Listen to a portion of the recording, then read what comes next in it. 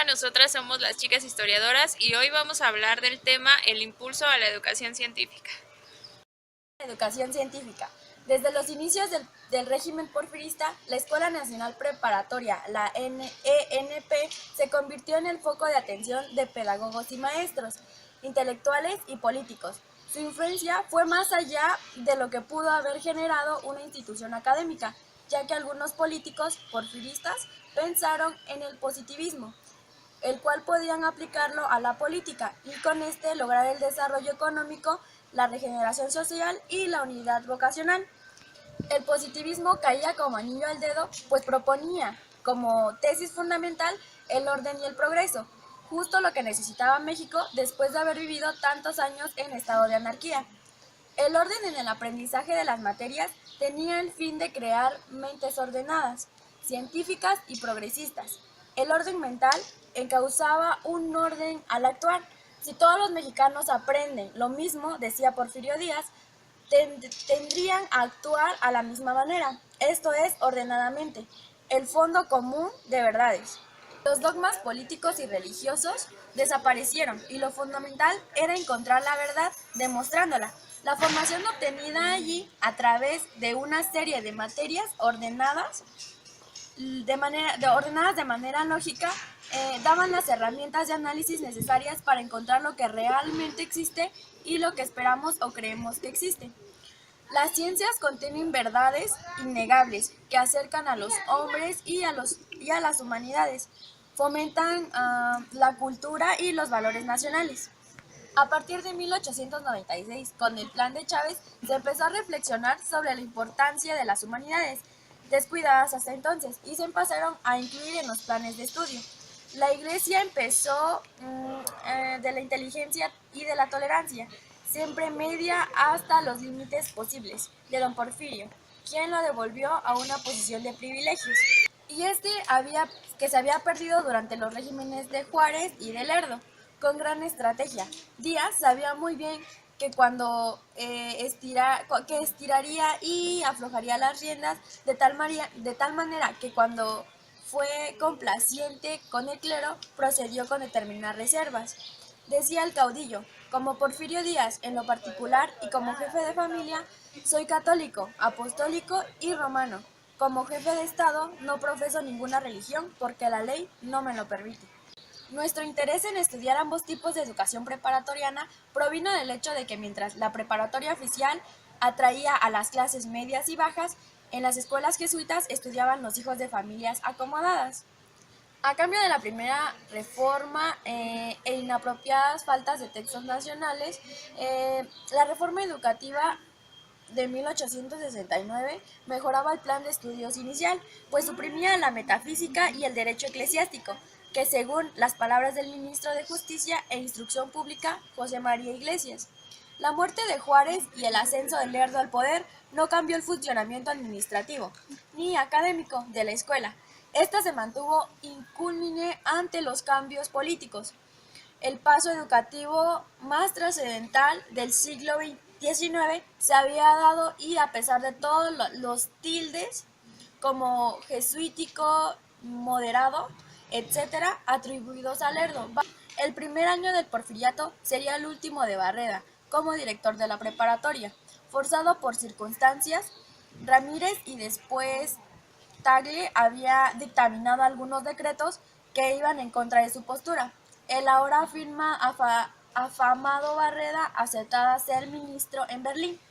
La originalidad de Barreda. Barreda estaba embebido en la corriente racionalista del siglo XIX. El proyecto de la preparatoria estuvo basado en el positivismo, filosofía creada por Augusto Comte, pero fue totalmente concebida por este personaje que es Barreda. El gran mérito de este personaje fue su originalidad, pues si bien tomó como base la clasificación cotidiana de las ciencias, les dio un método mediante pasos seriados. Para él la enseñanza tenía que ser lógica, con el fin de razonar conforme a los pasos. Se estableció que la enseñanza de las preparatorias duraría 6 años y en ellas se le asignó 3 funciones. Una que era dotar a los alumnos conocimientos preprofesionales, conocimientos para el desarrollo en su vida social y enseñar aptitudes físicas y morales. La ciencia era el medio para llegar a estas misiones. Se tenían contempladas cinco ciencias que eran matemáticas, física, química, biología y sociología, pero también se basaba en la literatura. Otro cambio que sufrieron las preparatorias fue el plan de estudios y fue la supresión del latín. Justo Sierra en la Cámara de Diputados declaró que no era tan importante el latín, ya que habían otras cosas más en que preocuparse. Y aparte de que era una lengua muerta y solo algunos abogados y médicos la ocupaban. También que no era tan importante para la gramática del castellano. El equilibrio es lo que gana. Según Ezequiel Chávez, el plan original de Barreda subsistió 30 años, de 1867 a 1896. En este año, él propuso al ministro Baranda un plan que fue aprobado y que quebró la espina dorsal del contismo, al incluir en él un curso de psicología. Otra innovación consistió en hacer obligatorio el curso de gimnasia, en el sentido de ejercicios higiénicos, no atléticos, divididos en dos grupos. El de gimnasia, en el que prevalece el sistema sueco, y en el de esgrima. También se dio clases de canto, con el objetivo de conciliar la necesidad científica en la pedagogía. Se establecieron 4 años de estudio en vez de 6, distribuidos en semestres, siguiendo el ejemplo francés y el estadounidense. Aumentaron los cursos humanísticos con la lengua nacional, raíces griegas y latinas, francés e inglés. Se insistió en la uniformidad de estudios para todas las carreras científicas, pues la educación obtenida en la Escuela Nacional Preparatoria había de ser insuficiente para conducirse con éxito en la existencia. Se debía preparar hombres en el sentido más noble de la palabra, es decir, desarrollar sus aptitudes físicas, intelectuales y morales. Con el Plan Chávez, la enseñanza de la Escuela Nacional Preparatoria logró un buen punto de equilibrio científico-humanístico, pero no quedó exenta de lo que se acostumbraba, la polémica periodística, porque ahora se le atacaba por la brevedad con la que se impartían los cursos y la uniformidad de estudios para todas las profesiones. En opinión de Justo Sierra y de Porfirio Parra, la brevedad de los cursos no prepararía adecuadamente a los alumnos, y así las escuelas profesionales se verían en la necesidad de organizar cursos de perfeccionamiento intelectual. Con todas las críticas, pues era obvio que la preparación académica obtenida en la ENP era excelente, comparable con las mejores en el mundo, incluyendo la tradicional bachillerato francés y el high school en Estados Unidos. Indiscutiblemente la preparatoria se dirigía, como lo mencionó Baranda, a una aristocracia de la inteligencia, a preparar hombres cultos a la manera francesa.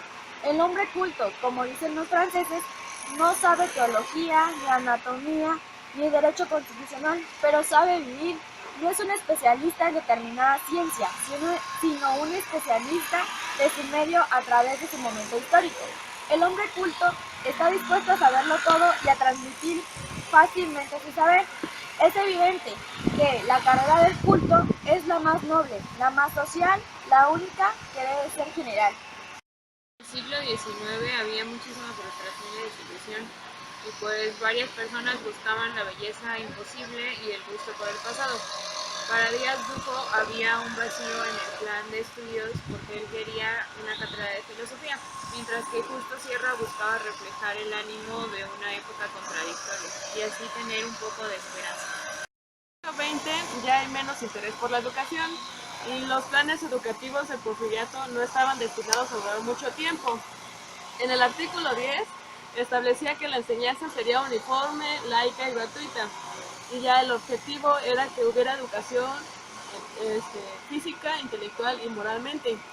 Porfirio Parra en la educación nacional de preparatoria era sistemático y asentó el pensamiento educativo refiriéndose a la neutralización de la escuela y a la simplificación de estudios. Y bueno, también se llegó a la conclusión de que la escuela no era para tener una profesión en sí, sino para prepararlos para la vida. Y en el año de 1908, en el último plan de estudios, se dirigió a la preparatoria en sí sobre la distribución de títulos y diplomas y sobre la ciencia. Y también los católicos y los liberales jacobinos se enfrentaron a la polémica periodística y los estudiantes empezaron una organización acentuada en donde culminaron el homenaje de Barreda.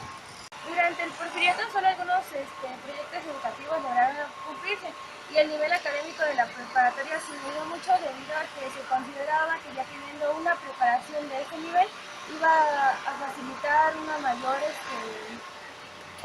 se decía que era más factible lo necesario para vivir. Respecto a la ideología positivista se llevó al pie de la letra, ya que debido a esto a los alumnos en cada cátedra se les recordaba una frase que decía: no otorgarás fe sino en el testimonio de tus sentidos, la observación y la experiencia constituyen a las únicas fuentes del saber.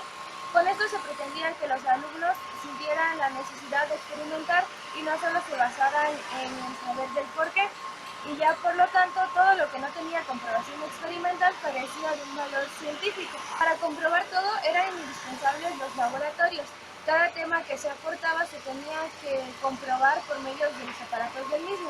Y respecto al alumnado, cada uno tenía mesa propia, grifo de agua, probetas y tubos con los que se enseñaban física, química, astronomía y mecánica, las cuales estas materias eran reforzadas en la academia o con los cursos de conferencias.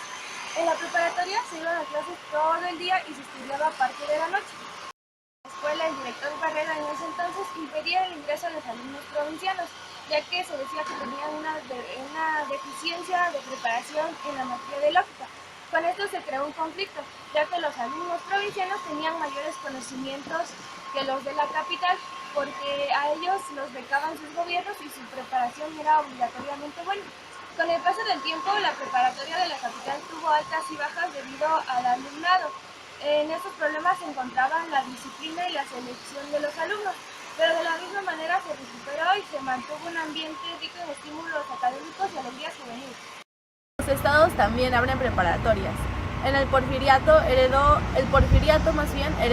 institutos científicos y literarios en los estados a lo largo del siglo XIX. Ofrecieron estudios secundarios, preparatorios y profesionales. Las preparatorias se multiplicaron y muchas de ellas siguieron llamándose institutos, colegios o liceos. Es difícil hacer estadística de estas, porque en la mayoría también se realizaban estudios profesionales y en otros casos secundarios. A lo largo del siglo XIX, la educación en Europa Nuevos Horizontes, el Estado tomó como una de sus principales metas la democracia educativa. A partir de entonces se empezó a sistematizar la educación, anteriormente reservada a los pedagogos teóricos.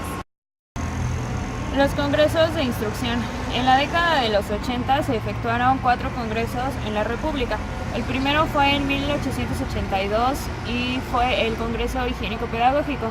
Y en este, como su nombre lo dice, se hablaron sobre las condiciones higiénicas que debían cumplir las escuelas primarias, se habló sobre el mobiliario que debían ocupar las mismas, sobre los libros y la lista de útiles que le debían de pedir a los alumnos. En 1889 se inauguró el primer Congreso de Instrucción Pública. Este fue el segundo congreso que se hizo en la República y fue con el fin de intercambiar opiniones entre pedagogos, personas que sabían sobre educación y así lograr un cambio a favor de la misma. Cuando se dictaminó el Sistema Nacional de Educación Popular, teniendo como principio la instrucción primaria, laica, obligatoria y gratuita, se determinó que debía recibirse de los 4 a los 12 años y esta comprendía de 4 años escolares. Este programa se basó en la Ley de Instrucción de 1888 y las clases de primer año duraban 20 minutos, de segundo año 25, de tercero 30 y en el cuarto año eran 40 minutos. El primer congreso que tomó por punto fue que el problema era la independencia y pues el porvenir. Y ya Francisco Cosmes, compañero de Justo Sierra, decía que uniformar se refería a los métodos, procedimientos de enseñanza, textos y el significado de centralizar la educación y que iba en contra de la soberanía de legislar libremente. También se hizo hincapié que los programas de enseñanza serían uniforme en toda la República y finalmente se decidió que la uniformidad de la educación nacional consistía en la enseñanza obligatoria, laica y gratuita. Bueno, el Congreso de Instrucción Pública entre los años de 1889 y 1890 procedió a discutir el laicismo. La mayoría de los congresistas apoyaron el criterio de Miguel Serrano y de Román Monterola, que sostenían que el Estado debía de respetar la libertad de conciencia y cultos. Adolfo Cisneros Cámara proponía que el laicismo se extendiera a escuelas particulares, por lo que si no era así, no se lograría la uniformidad. Y finalmente se concluyó que la libertad de cultos obligaba a respetar a las escuelas fuera y que toda decisión de los padres tampoco tuviera nada que ver con la educación de sus hijos. Después de esto se le denominó primaria superior al grado de estudio que solo era obligatorio para los que quisieran continuar con dichos estudios de preparatoria, con una duración de 2 años y se estudiarían las mismas materias que la primaria elemental, pero en forma más extensa. El francés y el inglés serían voluntarios y los alumnos interesados en aprender este idioma podrían solicitarlo. También había escuelas llamadas de párvulos. Estas escuelas eran para favorecer el desenvolvimiento físico, intelectual y moral de los niños. Estas escuelas eran dirigidas solo para mujeres, quienes supervisarían la enseñanza de juegos libres, gimnásticos, dones de fútbol, trabajos manuales, jardinería, conversaciones maternales y canto. De esto hubo diversos congresos donde los participantes fueron Justo Sierra y Porfirio Parra, en donde se daban a conocer los principios, derechos, fundamentos y cualidades del magisterio y de las escuelas en donde se elaboraban, al igual que sus obligaciones y cómo servirían de ayuda para la sociedad. Legislación educativa de los 90. El ministro Joaquín Baranda proponía 2 programas de estudio, uno amplio para las comunidades más adelantadas y otro más reducido para las comunidades con menos recursos. La ley reglamentaria fue obligatoria para el Distrito Federal, Baja California y Tepic. Estos programas incluían distribución de materias y sanciones de enseñanza, pero en la crisis de 1892 y 1893, por la depreciación de la plata, aumentó considerablemente los egresados y disminuyó los ingresos de los estudiantes. La riqueza o el control de las escuelas.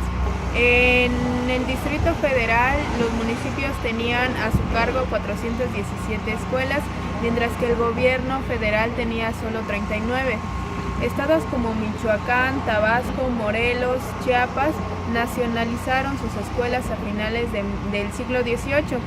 El 7 de noviembre de 1891 se crea la Dirección General de Instrucción Primaria y la nacionalización dio paso a una nueva organización como construcción de edificios escolares y arreglar los edificios ya existentes, también proveer libros, útiles y mobiliario. ¿Qué queremos decir con la nacionalización? Que las escuelas estaban a cargo del gobierno federal.